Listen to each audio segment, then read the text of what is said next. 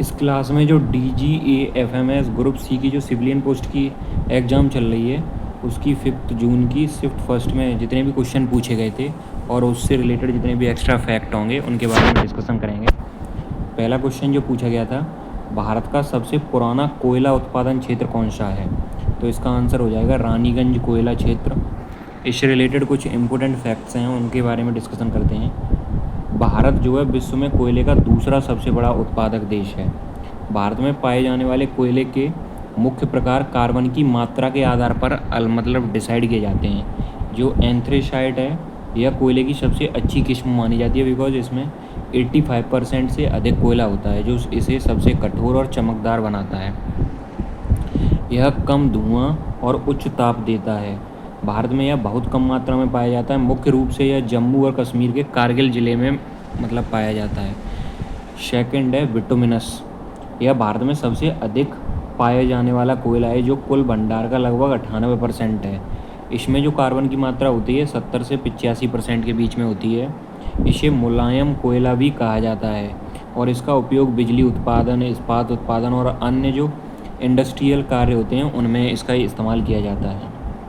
यह मुख्य रूप से गोंडवाना क्रम की चट्टानों में पाया जाता है, जो झारखंड, उड़ीसा, छत्तीसगढ़ और पश्चिम बंगाल जैसे राज्यों में स्थित है।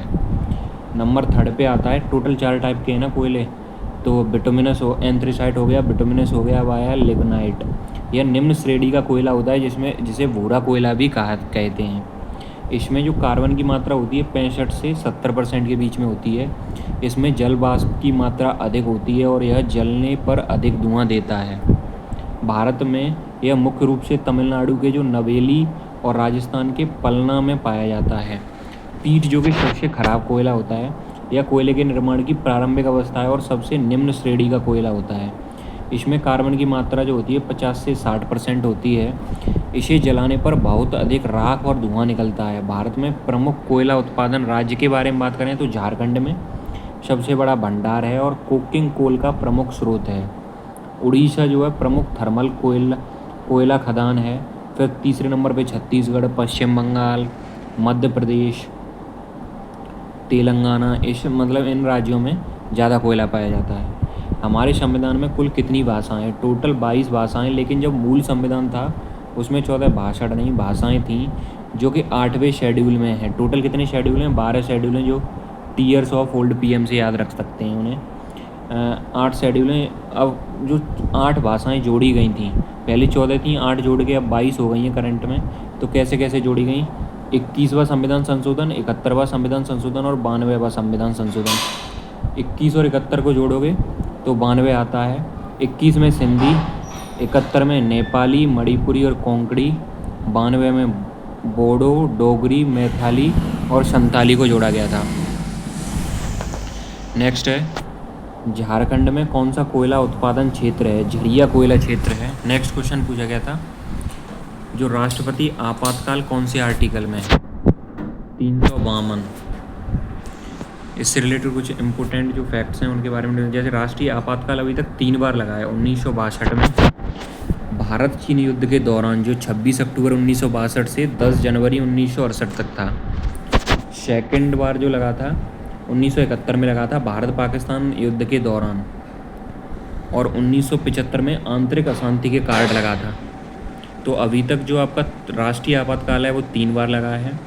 और जो राष्ट्रपति शासन है वो 356 में।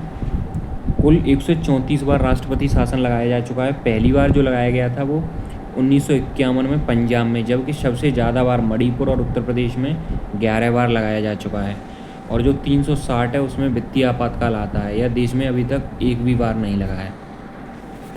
नेक्स्ट क्वेश्चन पूछा गया था फेस्टिवल से रिलेटेड। ओणम फेस्टिवल जो है किस राज्य में मनाया जाता है? तो केरल में। कुछ इंपॉर्टेंट फेस्टिवल हैं, जैसे पोंगल तमिलनाडु में, बोनालू तेलंगाना, बाथुकम्बा तेलंगाना में मनाया जाता है।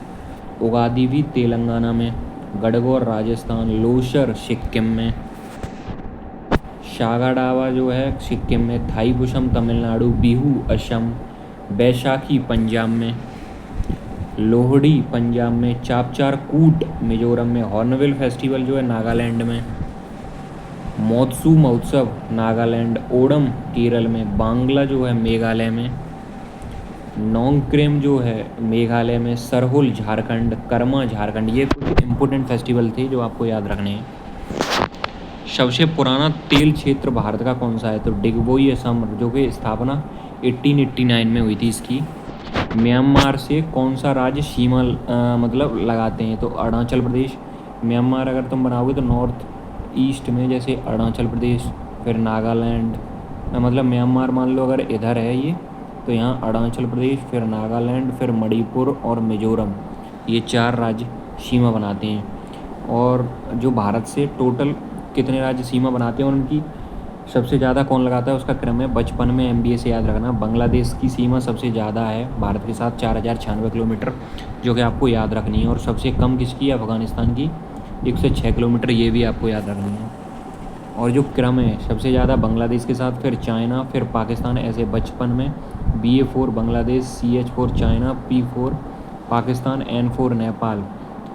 में जो दिया है उसमें का मतलब कोई नहीं है, बट MBA में है म्यांमार, फिर भूटान, फिर अफगानिस्तान।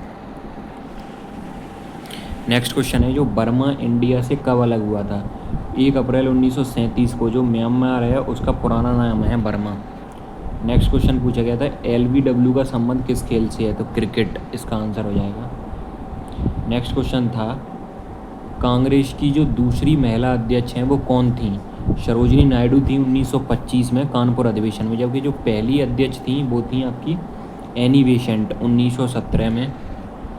गांधी जी जो एकमात्र इसके अध्यक्ष बने थे 1924 में बेलगांव अधिवेशन में। 1907 जो नरमदल था, रास बिहारी घोष इसके अध्यक्ष थे। नरमदल और गरमदल इसमें डिवाइड हो गए थे, जबकि 1916 जो अंबिकाचरण मजूमदार थे उसमें नरमदल और गरमदल आपस में मिल गए थे, और मुस्लिम लीग और कांग्रेस का भी समझौता हो गया था 1916 में। तो टोटल इतने क्वेश्चन थे। अगर इसकी PDF डाउनलोड करनी है तो टेलीग्राम चैनल पे जाके आप ज्वाइन कर लो, और वहाँ पे PDF है।